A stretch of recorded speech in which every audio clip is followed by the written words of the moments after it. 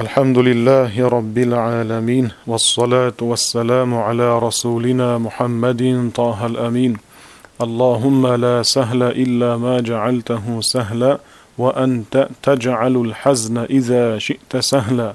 رب يسر ولا تعسر وتمم بالخير إنك على ما أسأل قدير. اللهم افتح علينا فتوح العارفين. اللهم إنا نسألك علما نافعا ورزقا طيبا وعملا متقبلا وقلبا خاشعا ولسانا ذاكرا وجسدا على البلاء صابرا. السلام عليكم ورحمة الله تعالى وبركاته. Hurmatli ahli sunnat val jamoat aqidasida bo'lgan aka ukalar, opa singillar, yori birodarlar, vatandoshlar, mana bugun biz Allohning rahmati bilan imomimiz Abu Hanifa rahmatullohi alayhini Al-Fiqhu al-Akbar kitobi bo'yicha 3-ma'ruzani boshlash arafasida turibmiz. Niyatlarimiz faqat Alloh rizoligi uchun.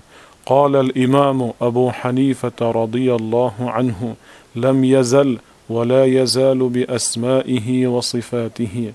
إمام أبو حنيفة الله ubandadan rozi bo'lsin aytdi. Allah o'zining barcha ism va sifatlari bilan azalda bor bo'lgan va abadiy bo'lajak. Allah o'zining barcha ism va sifatlari bilan azalda bor edi va abadiy bo'lajak. Lam yahdus lahu ismun wala sifatun. Unga biror ism yoki sifat keyin qo'shilib qolgan emas. Unga biror ism yoki sifat keyin qo'shilib qolgan emas. Lam yazal aliman bi ilmihi. U o'z ilmi bilan hamma narsani bilguvchi. Allah o'z ilmi bilan hamma narsani bilguvchi. Wal ilmu sifatun lahu fil azal. Ilm uning azaliy sifatidir. Ilm Allohning azaliy sifatidir. Wa qadiran bi qudratihi. U o'z qudrati bilan hamma narsaga qodir. Allah o'z qudrati bilan hamma narsaga qodir. Wal qudratu sifatun lahu fil azal. Qudrat uning azaliy sifati. Qudrat hamma narsaga qodirlik Allohning azaliy sifati. Va xoliqan bi taxliqihi. U xoliqlik yo'qdan bor etish sifati bilan yaratuvchi, yo'qdan bor etuvchi. Va taxliqu sifatun lahu fil azal. Xalq etish, ya'ni yo'qdan bor etish, yaratish uning azaliy sifati. Xalq etish, ya'ni yo'qdan bor etish, yaratish uning azaliy sifati. Va fa'ilan bi fi'lihi. Allah xohlaganini qilguvchi. Allah xohlaganini qilguvchi. Val fi'lu sifatun lahu fil azal. Xohlaganini qilishlik esa uning azaliy sifati. Val fa'ilu huvallohu ta'ala. Xohlaganini qilguvchi bu Allah jalla jalaluhu. Val fi'lu sifatun lahu fil azal. Xohlaganini qilishlik esa uning Allohning azaliy sifati. Val maf'ulu makhluqun. Allah xohishining natijasi bu maxluq, ya'ni yaratilgan, yo'qdan bor bo'lgan. Allah xohishining natijasi bu maxluq, ya'ni yaratilgan, yo'qdan bor bo'lgan.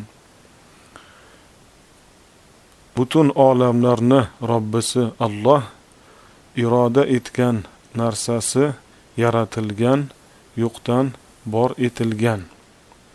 Va fi'lullohi ta'ala g'ayru makhluqin. Allah jalla jalaluhning xohishi esa yaratilmagan, u azaliy sifat.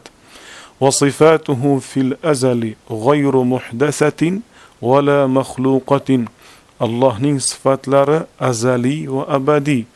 U sifatlar keyin paydo bo'lmagan va yaratilmagan. Allohning sifatlari azaliy va abadiy. U sifatlar keyin paydo bo'lmagan va yaratilmagan. فمن قال إنها مخلوقة أو محدثة أو وقف أو شك فيها فهو كافر بالله. فمن قال إنها مخلوقة أو محدثة أو وقف أو شك فيها فهو كافر بالله.